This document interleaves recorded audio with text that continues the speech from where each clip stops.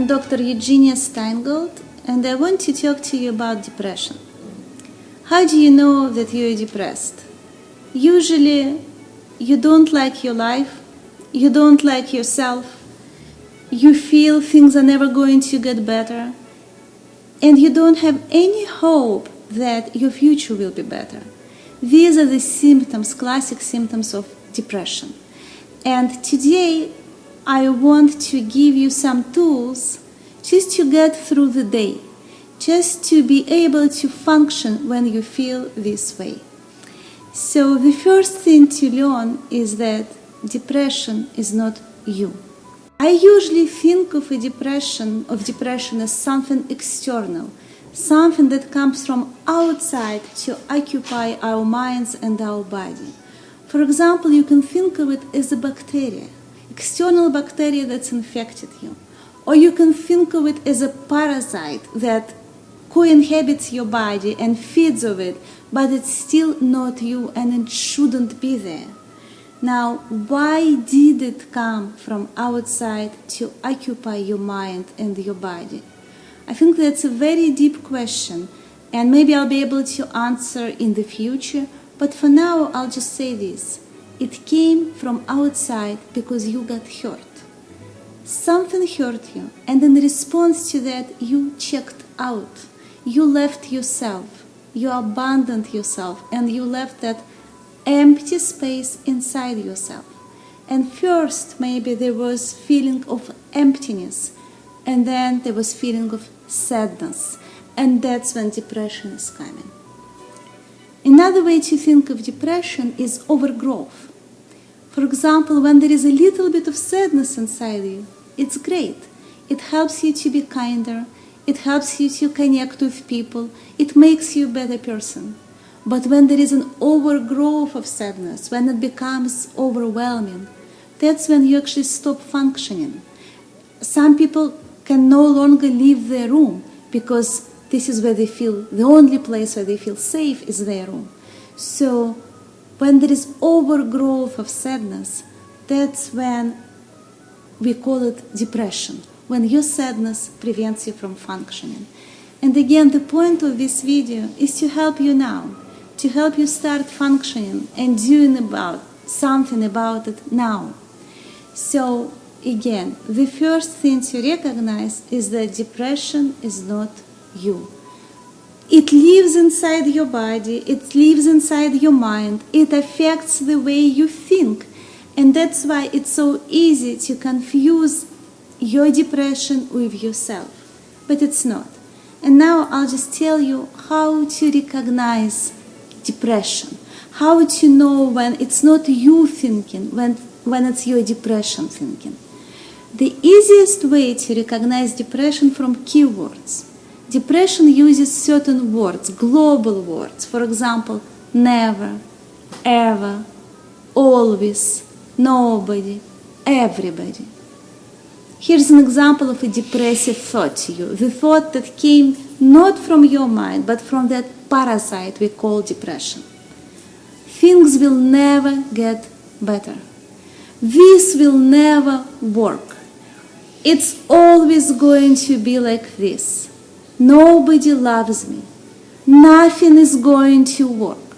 So whenever you think with these words, nothing, everything, nobody, everybody, these are not your thoughts.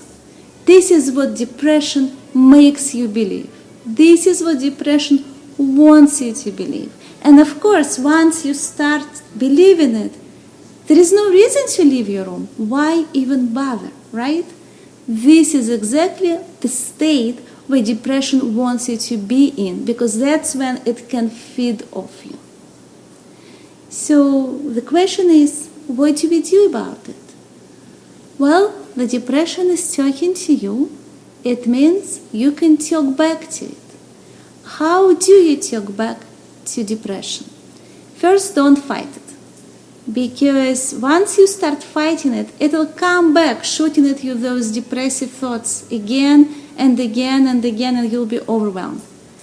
Actually, the best way to talk to depression is to pretend you believe it a little bit. For example, you have a thought, Why even try? Nothing is going to work. The answer is maybe so, but. So you respond with maybe so, but what do I lose if I try? Nobody is going to love you. Maybe so, but I'll start with loving myself. Nothing is going to work. Maybe so, let me try anyway. So with maybe so, you give this piece to depression to keep it satisfied, to keep it at bay. It's getting something out of you. It's getting the maybe so part. But with the bad part, you keep for yourself to start gradually getting back, claiming back that space of yourself that you gave to depression. And it starts with the very small bad part. Maybe so, but I'm going to try anyway. That's the best answer to give. You don't have to come up with anything clever. Nothing is going to work. Nobody is going to love you. It's always going to be like this. You're not good enough. Maybe so. Let me just give it one last try. That's the answer you give to your depression, and then you have to support it with a small action when you actually go ahead and try it. And I'll talk to you about small action in our next video. But for now, I just want you to remember several things. These thoughts, nothing is going to work. Things are always going to be like that. I don't want to try anything. I don't want to do anything. These thoughts are not your thoughts. This is something that depression makes you think. And you know that because the words like anything, everything, nothing will be there. And as soon as you think those thoughts, the light should go on in your head.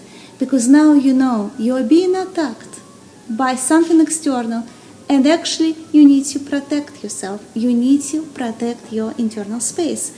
And you do that, the best way to do it is maybe so, but. And then take the smallest action you can take. If it's a shower, it's a shower. If it's putting on the makeup, it's putting on makeup. If it's going outside for a walk, it's going outside for a walk. But this is how you start gradually getting yourself, your space back from depression. So one thing I would like to add is this. This is not a substitute for individual therapy. If you heard something that you liked or that made you curious and you want to discuss it with your therapist, please go ahead. If you feel you are in pain and you need therapist right now, please call somebody local, somebody who can help you. These videos are there to help you address your depression, do something about it now, but of course your therapist will go deep into your story, deep into your pain, and will be much more effective. This is just something to give you right now to deal with depression. And certainly, if you have any suicidal thoughts, if you think of hurting yourself, you should go to the hospital or dial 911. These videos are not about addressing suicidal thoughts. If you need to speak to your therapist, please do. If you have any questions about this video, you can send me a message. Feel better.